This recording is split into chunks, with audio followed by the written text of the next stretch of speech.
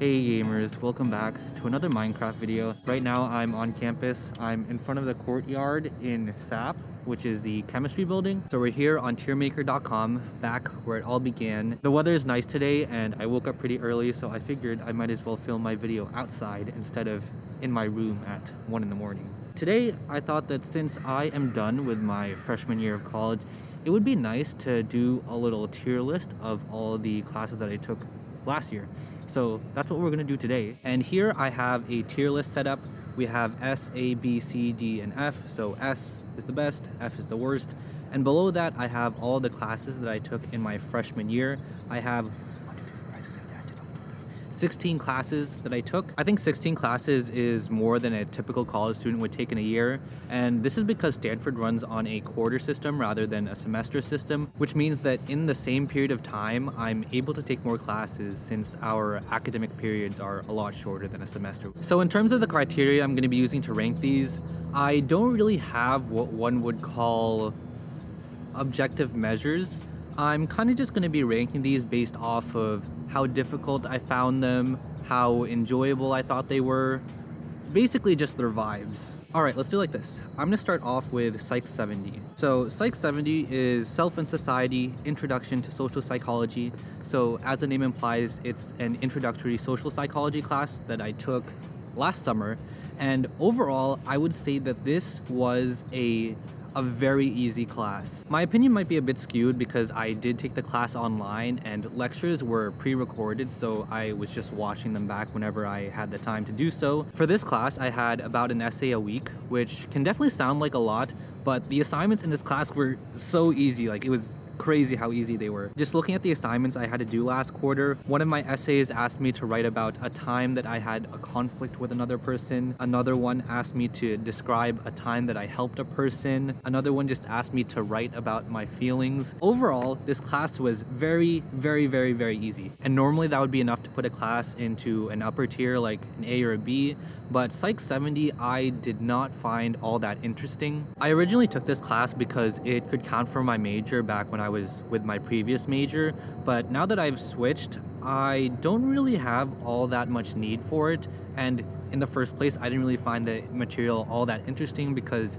a lot of it was just common sense stuff like helping others, resolving conflicts, thinking about your emotions. So it was a very easy class, but because of that, I didn't really learn all that much. It wasn't a bad class by any means, but it also wasn't the greatest class. Like, given the chance, I probably wouldn't take it again. So I'll put Psych 70 in a C tier. Next, let's do Math 21, which is calculus. It's actually the third class in the series for introductory calculus, and I skipped the first two because, what can I say, I'm just built different like that. But Math 21 was a calculus class that I placed into, so I was kind of nervous going into the class, and it was pretty bad. This class covered what I imagined would have been covered in the latter half of Calculus BC, which I didn't take. I took AB in high school, so all this material was new to me, and I don't think that it was the best taught given the online format. Like, the professor seemed like the kindest old man, but I wasn't really learning that much, and it was kind of hard to follow his lectures. Our problem sets for this class were due at like 9 in the morning, and I would stay up most of the night working on them and then finally turn it in at like 8:58. I mean, like, I got all the work in on time, but it was just not a fun time. In general, I am not the biggest fan of math. I would put Math 21 in the D tier. And the reason why I'm not putting this class in the F tier despite how much I didn't really like it is because that F tier is reserved for a special class that we'll get to later. But before that, let's look at my Japanese classes. We have Japan Lang 1, 2, and 3, which are first year Japanese language, culture, and communication. And if you guys know me at all, you would know that these classes are automatic S tiers. Coming to Stanford, and I guess college in general, one of the things I was most excited about was the opportunity to learn new languages. As you guys may know, I originally applied as either a linguistics or international relations major to most of the schools I applied to. Part of that was because I really wanted to learn more languages, and the one that was at the top of the list was, of course, Japanese. I watch a lot of anime, I read a lot of manga, I watch a lot of Japanese YouTubers. It felt like a no-brainer that I should take Japanese classes, and they did not disappoint at all. My professors were amazing. I have the same professors for all 3 quarters, fall, winter, and spring. Some of the people that I took that class with are people that I am still friends with today, which is really nice. Overall, just a fantastic time. Definitely an S tier time. You know, the end goal is to be able to watch anime without subtitles. And while I'm not at that level yet, you know, I still have a few years here and I think I can definitely learn a lot more. The unfortunate thing is that kongaki nihongo o totemasen kedo rainen tabun. Overall, Japanese S tier classes all around. So on the flip side of that is Korlang 1A, accelerated first year Korean. Accelerated Korean is like normal Korean. Normal Korean is 3 quarters, but accelerated Korean is 2 quarters, and you know me, just taking the accelerated path. Another one of the languages I wanted to continue studying in college was Korean because I had studied abroad in Korea before and had learned a little bit of the language, so I wanted to take it again here. But after taking this class, it wasn't really for me. I think my experience in this class wasn't very optimal because I already had a pretty decent understanding of like basic Korean, so I didn't really learn all that much from the class. Well, originally I wasn't planning on taking Korean in my freshman year. I wanted to wait until maybe junior or senior year, but I was also thinking about applying for CLS, which is the Critical Language Scholarship, so that I could study abroad in Korea again. But that required you to have some college level Korean. I ended up missing the placement test, so I had to take this class instead.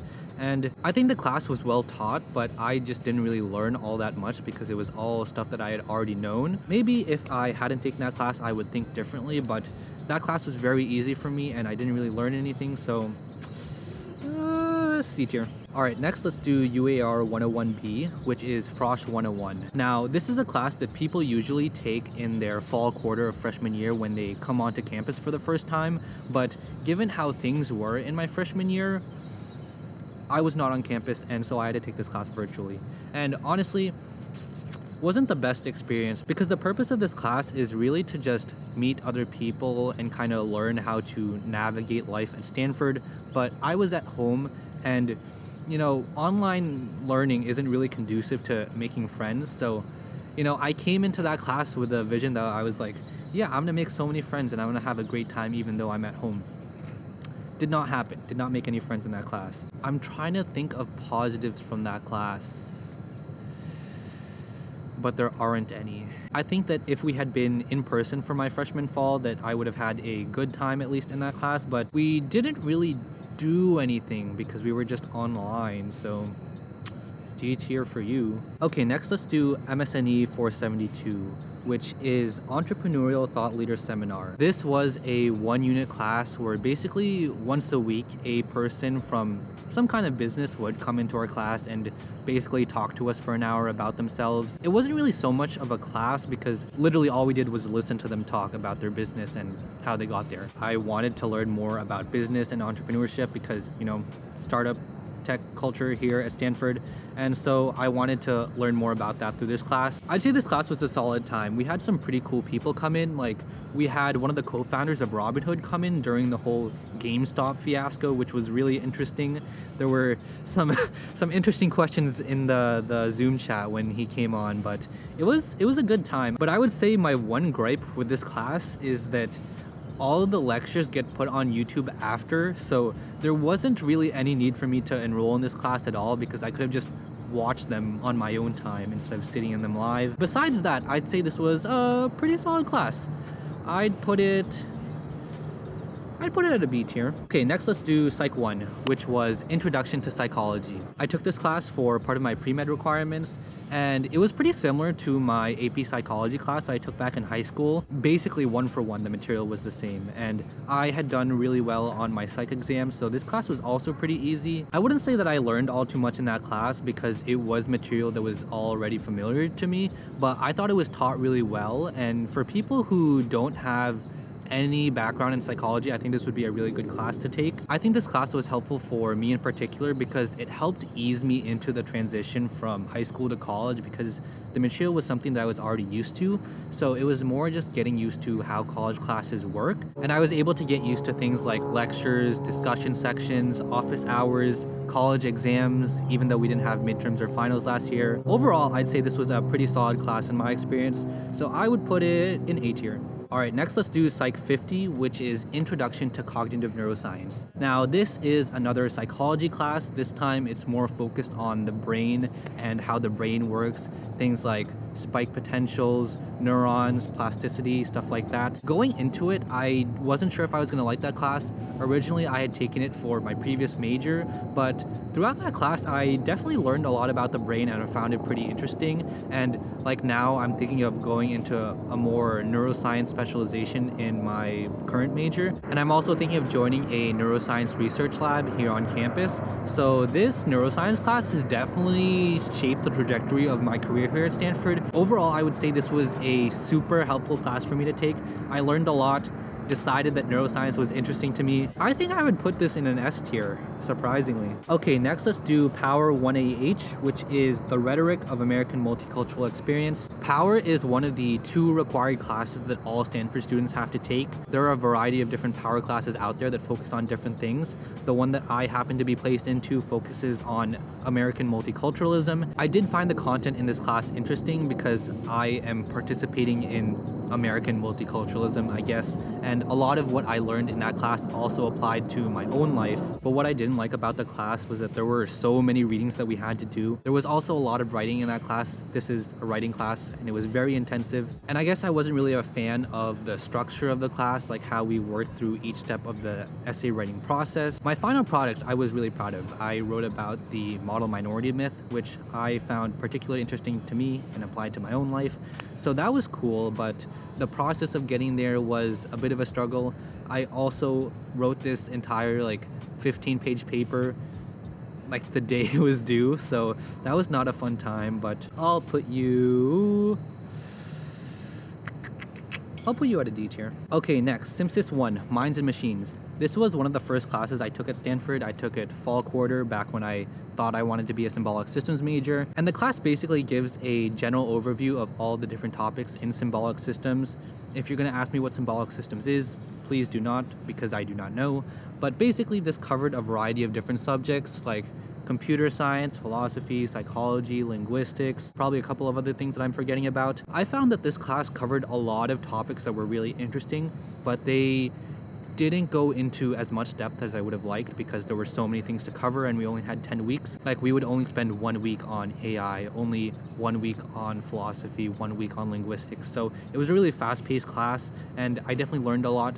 I think symbolic systems is pretty cool. This class also kind of touches on neuroscience a bit because the class is called Minds and Machines, and basically it asks the question about the relationship between minds and machines. Like, at what point does a machine become so advanced that it becomes indistinguishable to like a human brain, a human mind? Like, what even is a mind?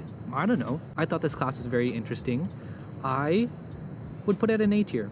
Alright, next let's do Think 49. It's called Stories Everywhere. Think is one of the other classes that all undergraduates are required to take. And this class was basically about storytelling as a means of communication and how different storytelling techniques can completely change how stories are told. And I was really excited to take this class because I do YouTube and I tell stories through my videos, and so I thought this class would help me to become a better storyteller. And I would say that I have definitely improved in my ability to speak and tell stories, and this class was just so much fun in general. I really enjoyed all the stories we read. I think my favorite was Last Night at the Lobster, and I also met some pretty cool people in this class. A number of my current friends are people I first met in that class and worked on group projects together, so this class was definitely very influential in my Stanford experience, so I would also put this at an S tier. Alright, next let's do EMED 110, which is Basic Cardiac Life Support.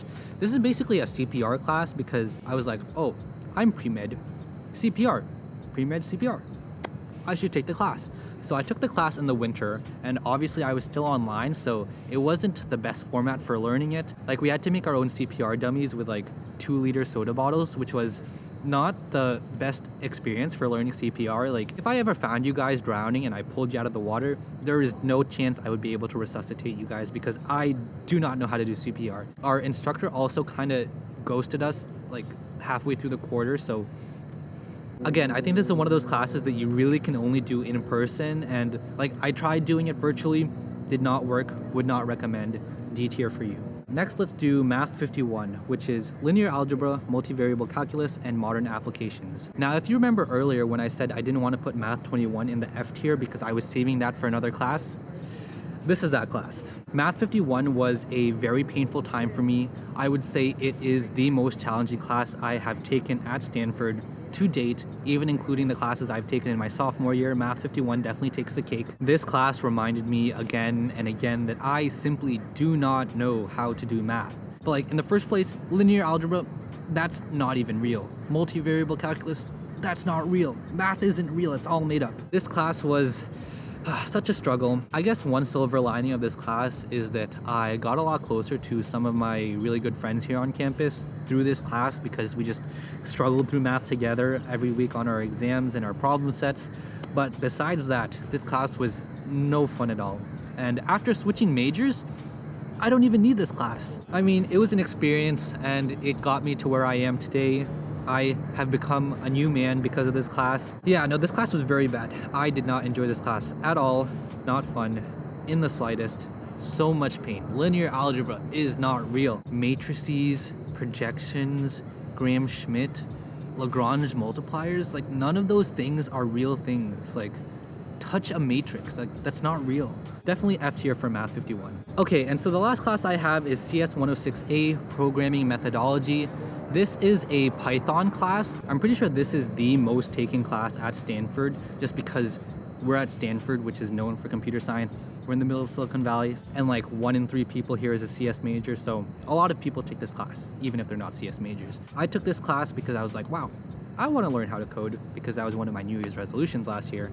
And so this class definitely taught me a lot about Python. It was definitely fun to do assignments and get those little green check boxes when they were all right. The thing that I didn't like about this class was that on our exams, you couldn't debug your code. Like, you just had to type whatever you thought it was and then submit, and then that was that, which was not good for me because I'm definitely someone who has to debug their code again and again and again until they get it right. Because as someone just starting out, I don't really have the intuition yet, so I guess I'll put this at a B tier. I definitely think computer science is an interesting field and one that is worth studying. Maybe I'll do some more computer science classes in the future, maybe not. We'll see, but nice to make those little programs. Alright, so here is my final tier list, and it looks like I had a pretty positive experience overall with my freshman year classes, and I would say that I had a pretty great time despite most of it being online. You know, obviously it would have been better if we were in person on campus, but given the current pandemic, that was just not possible, which is fine. And yeah, this was a pretty fun tier list to make, even though it probably won't be of much practical use to you guys, unlike my AP tier list video. Unless you end up coming to Stanford or currently attend Stanford and are interested in taking some of these classes. Hope you guys enjoyed my ramblings. Thanks for watching. Be sure to like and subscribe, hit that bell icon, and I'll catch you guys in the next video. Bye.